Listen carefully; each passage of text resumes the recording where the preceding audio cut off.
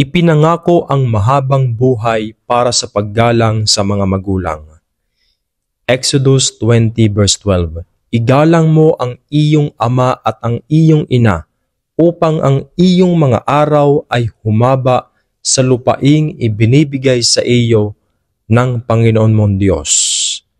Hinihingi ng ikalimang utos sa mga bata na hindi lamang magbigay galang, magpasakop at sumunod sa kanilang mga magulang, kundi magbigay din sa kanila ng pag-ibig at pagmamalasakit upang pagaanin ang kanilang mga pasanin, upang bantayan ang kanilang reputasyon at pangalagaan at aliwin sila sa kanilang katandaan.